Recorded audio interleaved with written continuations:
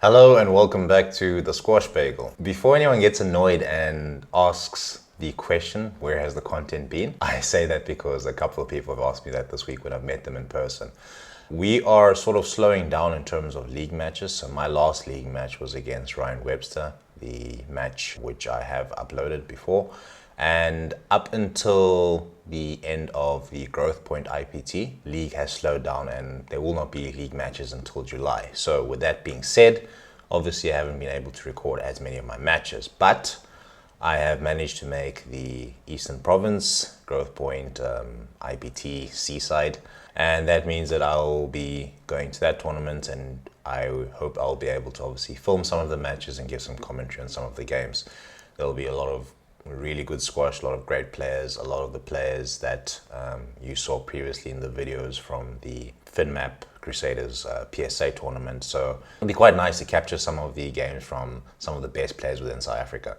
But up until then, obviously, everyone is gearing up for that tournament, preparing, and that's what I've been doing for the past few weeks. It's just been practice, practice, practice. Luckily, in terms of Squash57, the league has still been going on. I am not really a Squash57 player, but I fill in and I float. So when someone cannot make it to their match, they basically ask for someone to fill in that role and that gap. And that meant that I had to face the EP champion from last year, who is Tyrone. So Tyrone is also going to be at the Growth Point tournament. He's playing the A side. He's also my new coach. So he's helping me a lot with my movement, correcting that, and also just trying to get me to play a lot more, or let me not say a lot more, but giving me the option to play an attacking brand or attacking style of squash when the opportunity presents itself. So with that being said, filling in for someone who I guess was either, now that I do think about it, he was injured, but also there's a big intimidation factor when you have to play someone like Tyrone, because he's just so good. He's such a smooth mover and he's a really good squash player. And outside of squash, he's also a really good Squash57 player, as you'll see. So in terms of league matches and how Squash57 goes, you just play 3 games completely. So it's not really best of 3. So you can lose 2-love and you'll still play the 3rd match just to give everyone sort of a run. This for me was sort of an opportunity to try practice some of the movement that he's been teaching me in terms of getting the ball, but also being very aware of the fact that Squash57 is completely different to squash.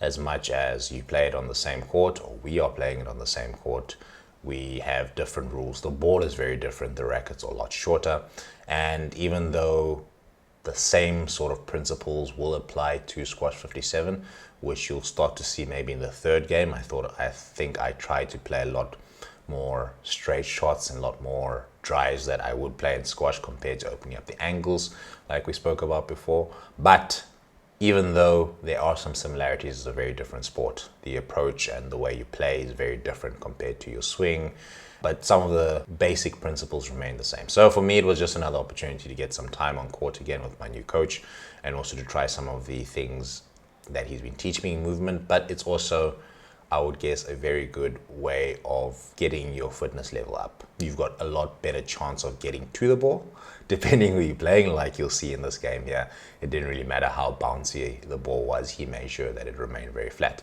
So we're just going to go through some of the, we're going to go through the entire match between myself and Tyrone in Squash57, and I hope you enjoy. Cool.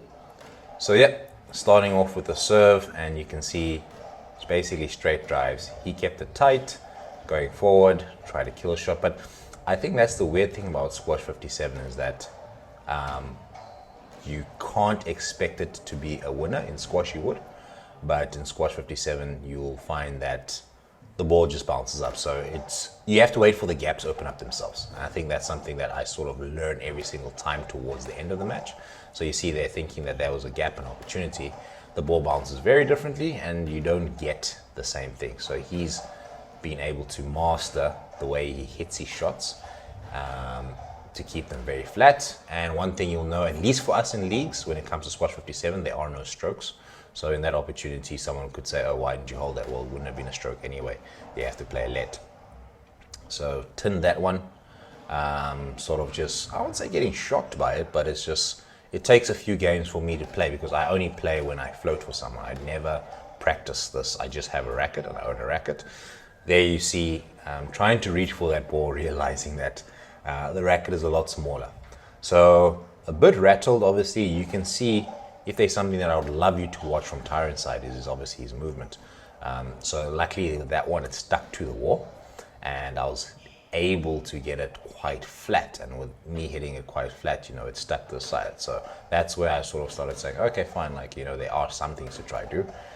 But too many cross courts once again. See, he caught me with that one. The ball's just so bouncy. So like, you have to really wait for gaps to open up. So trying to push for those gaps, just really trying to send it to the back, and luckily enough, or actually not even, it didn't even work. Try and hit a drive, hitting the sidewall a lot. So one of the things that I've been learning with Tyrone as well is just you have to really get underneath the ball to hit it straight. So when you don't get underneath the ball, it will obviously hit the sidewall, and the same will apply for racquetball. So I think one thing, so there we go, winner with a straight drive again. One thing I'm starting to obviously realize a lot more is the fact that you need to be patient and really, I won't say stop doing extra work, but just moving and approaching the ball a lot differently. So 5-3, trying to play a lot straighter, and then that's where, I say the movement is a bit different, because with that one in squash that would have been fine, but the fact that the ball spins away and flies away from you, and you got a shorter racket, can make things a bit more difficult. So now he's steamrolling ahead, and I think that's what I was going to say with Tyrone. I want you to see how low he gets, as much as he's much taller than me. So that one, it hit my leg. He's much taller than me, but he still tries to get a lot lower, and I think that could be a bad habit if you do play Squash57 and squashes that you sort of tend to stay upright. Try get down low to really make sure that you can get a good length on it. So yeah, there was no hope.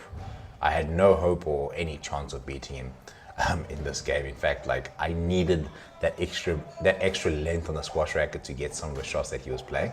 But when it comes to Squash57, you unfortunately do not have that. So your movement really has to be good when you play someone like him, or your racket skill work really needs to you really need to make sure that you can get to the ball in a very efficient way, put it that way. You need to basically make sure that you are there. You have to be a little step closer to the ball, because you don't have that extra bit of length on your racket to hit the ball the same way as you would in squash. So really a good way of testing and gauging how far you are from the ball before you hit it, or before you hit it. But as I mentioned, it's a very different game. So the opportunity is there to sort of say, well, can I take that extra step to get to the ball? Can I read the situation a lot better? Can I also close that distance, because I need to now, but also realizing that this is a completely different game, and in squash you need to make sure you're not so close to the ball.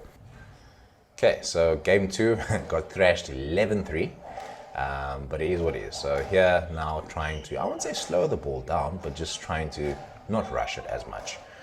As you can see, he's reading everything. He's moving very smoothly. He's twisting his body really well, like he would with his squash, making sure that his right foot's on his backhand side if he's got time, he's on his left foot if he's on his forehand side if he's got the time to do it.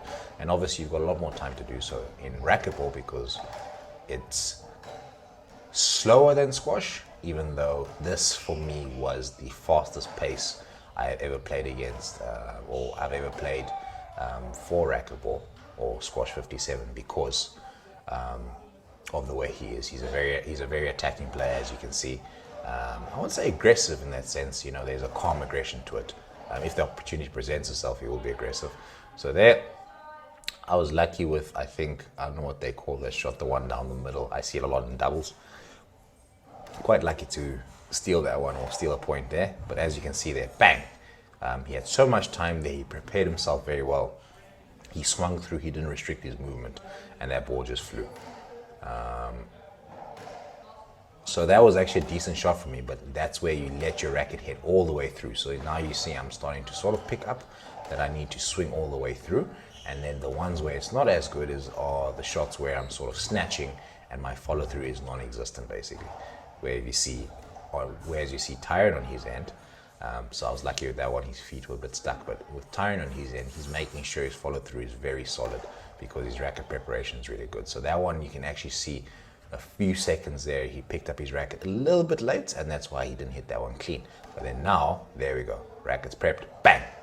And sort of trying to just learn that as well with Squash 57.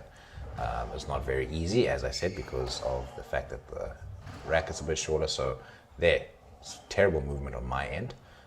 Got caught with myself basically looking at the back wall. But it's just sort of a pace thing there, thinking that you are close and you can hit the ball, but realizing that you are missing a bit of racket there, since you know, you don't have that length that you have on a squash racket. So trying to get closer to the ball is very difficult. So I won't say I started to get it right here. So I started to get the length right, but in the middle of the court, anything loose, Tyrone will mop it up and he'll punish. So even in the coaching sessions that I'm doing with him, anything that's loose, he makes sure that he punishes. So even the same principles will apply here to Squash 57. So you see a better length, a better line. At least I was able to force him to make a mistake, but he needed to do a lot more of that. So you see now, I won't say under pressure, but there, another decent-ish line. I think I was lucky enough that he hit the back wall joint, and that's why it popped up in a funny way, but still, nothing that's going to phase him. So really trying to play a lot straighter. There, giving him a chance to attack, putting him to the back again, and then there, like waiting for one loose opportunity. Then now roles are reversed. So luckily that was a good drive. He comes a bit loose. I won't say you can't volley, but yeah, there we go. When I make something loose, you know, he'll attack that. I can't say you can't volley in squash, in racket Squash 57, but as you can see, there was my volley attempt because racket preparation was so poor. But now sort of, I wouldn't say getting into the swing of things, but now it's sort of one of those things where it comes back to you eventually. But once again, you see a really, really good drive, and you'll find that that's a big foundation in squash itself, and I spoke about it in the last video there. And as you can see, I'm also trying to now, I won't say incorporate it in Squash 57, but just finding opportunities to play a lot straighter. So there, I'm trying to see what opportunities are presented to me by playing straighter. So there are small opportunities. What it will mean for me is that I just need to obviously capitalize on those things those opportunities that present themselves. But I'm not there yet. It's a work in progress. I've only been working with him for 2 weeks. We've had 2 sessions basically, and I can't be impatient. It's part of the process, but I'm starting to see, I won't say the possibility, I'm starting to see how he thinks about squash the more time I spend with him on court. So same will be said, I'll be experimenting with those things in a sport like Squash 57 while we still have leagues, to try go, you know, a lot straighter to see what opportunities present themselves. And once again, beautiful drive on his end, you know, opportunity presented itself, it was wide, it was in the middle, and he just put it away, and he had the time to do it. So there we go, it's trying to play straighter and straighter and straighter, but he's just got so much skill, and you know, he's been playing, I don't think he practices this, to be honest with you. I think he's just very good with ball sports and very intelligent when it comes to sport as well. So I'm not really surprised that it looks like it comes naturally to him. So yeah, that was the end of game 2, 11-6. So it got better compared to the 11-3 drilling that I got in the first game. It got better. It just, I guess, one of the contributing factors was not thinking really about just hitting the ball completely in a weird way or just being focused on cross courts and shots. It's more of trying to structure the game and then see how many opportunities you either get by going straight, which will either be a winner in itself because it's just so tight, or 2, it opens up the court and gives you the angle to maybe do something. When it comes to attacking shots in Squash 57, don't ask me what those are. I'm still trying to figure that out, and I think it'll be a nice sport, especially for the end of season, to sort of just keep fitness at a, let's say, maintainable level. I'll try to play a lot more Squash 57, and then maybe I'll be able to see where my strengths lie in the sport. But it's just a great opportunity to play against someone like this, spending time on court with someone when it comes to squash or racquetball or Squash 57. It's just an opportunity that you don't get every single day, and I take it. Same thing like when I played that Lon Park PSA. There was no way I went in there thinking that, I will be winning matches or anything like that, but it was just an opportunity to play with some of the top players, and it was such a privilege to play with someone like Deerwold and actually, you know, speak to the guy and actually pick his brain about a few things. So yeah. Okay, last game to go against Tyrone. So bad length there, very terrible shot into the middle, but that's the thing, as I said, give a person an opportunity, and then I was lucky he turned that one, but give a person an opportunity to the middle, he will wipe it up. So yeah, you can see movement not that great yet, working on it, and it was literally what threw me off was the fact that you know, the racket is a bit smaller. So Gavin there, being the referee, sort of just made a mistake in terms of the scoring. So he just basically came to confirm that we'd started and what the score was. So yeah, trying to go straight, but even there it wasn't great. Eventually I have to realize I have to get down a lot lower. So you see, even with that shot that I played off the post, I basically bent my back instead of my knees. So playing a lot of upright squash, playing a lot of upright squash 57, but what you'll start to see is a bit further on in the game, I would like to say that I started bending my knees a lot more, but starting getting a lot lower and trying to play a lot straighter. So there, basically going to go for straight shots as much as possible. Now you can actually see a bit of rotation in my sort of core and my hips. So they're going with a straight drive. He also goes with a straight drive. Tried to straighten that one out, but obviously didn't work as well. And it's just one of those things. Perception and timing really are off in squash 57 compared to squash, but it's, as I said, it's not the main sport. So I was lucky to read that one nicely and get onto it early enough, or the ball bounced actually in a nice way that I was able to drive that one straight. So now I think you'll start to see I'm trying to go a lot straight, obviously under pressure, play a bow shot, but there off the wrong foot, even though it was there. That gives you opportunity to attack, but obviously not clinical enough. So going straight again, trying to see what happens, and tight enough that he makes a mistake. But if it wasn't a mistake, you know, it would have been a challenging post to get to, but it would have been an opportunity to play either a drop shot, at least in squash, or something else. So there, just going straight, boom. I was lucky enough to get that one. Opportunity presented itself and I went straight. So I won't like to say that you can see the changes being made. Yeah, I got a bit of a hiding there, unfortunately. You can definitely see a lot of the changes being made coaching-wise from Tyrone's end, and hopefully movement-wise. Not 100% there, as I mentioned, but trying to. So there, giving myself space to play a drive, but it being short, what happens? He knows that's a signal to punish someone, and that's what I'm starting to realize. If you go back and watch any of the other videos from the PSA tournament, you watch a Deerwold, if you watch Kundanji, if you watch Rolly or Tristan play, you know, anything that's short gets punished. So their short shot got punished with that one. He didn't punish me with another short shot. He basically put a good length. It was an opportunity for him to kill me with the length. So yeah, only had a bow shot to play there. It was loose, went down, didn't capitalize on it. Now he's having a bit of fun. You can see it in how loose he's playing, and he's also going for, you know, these challenging shots such as boasts, and not really boasts, but drops and funny things, just to basically have a bit of fun. I think he was obviously getting bored. He knew this was in the bag, so he was just like, you know what, let's make my nana run a bit. So yeah, that was bad footwork. I basically stood still and then tried to adjust my upper body, which was terrible. So moving my feet a bit more, trying to go straight again, even though it was loose. Such a good length. His lengths are ridiculous. It's you think it's actually very impressive on Squash 57. You must actually see him when he actually does it in squash as well.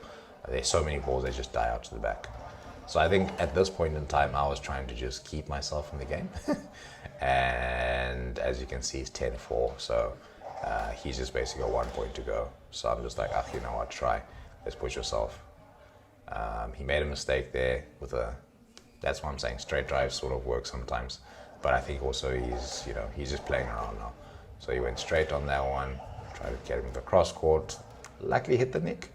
A lot of this is luck, but you can see sort of the discipline start to disappear as soon as now that I'm losing. And then, like, yeah, there are brief moments of, I won't say, I won't even call it brilliance, of discipline, where I'm saying, okay, fine, let me go straight. So you'll find a lot here.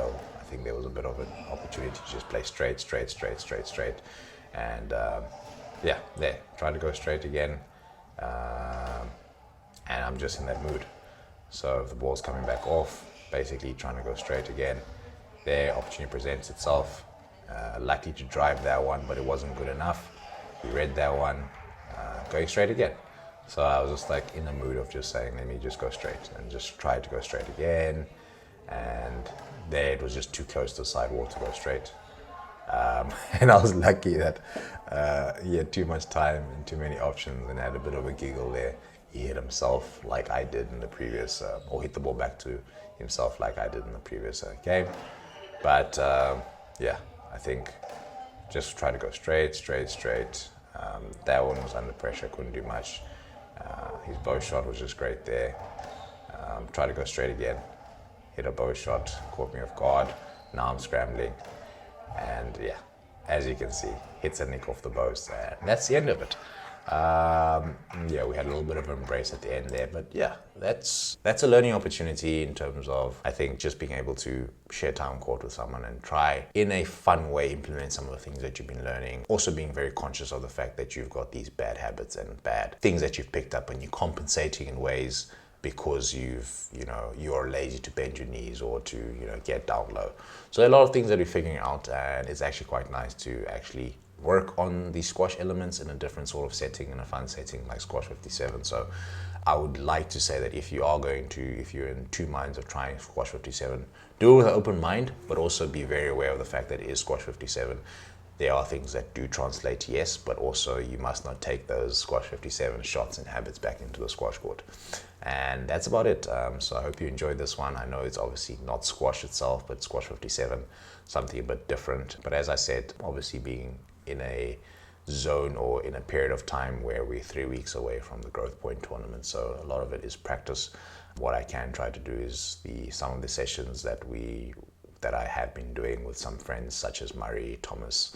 Maybe I can obviously record those and actually put them up here and maybe talk through some of the training that we're doing or some of the training that we've tried to do. It's been a lot of squash training. I think been on court about 4 to 5 days in a week, and there are no league matches. So even today I had a session with Tyrone in the morning, had 2 hours of Growth Point practice, so squad training, and that was good. But obviously there we're working through different stations, so very difficult to record that.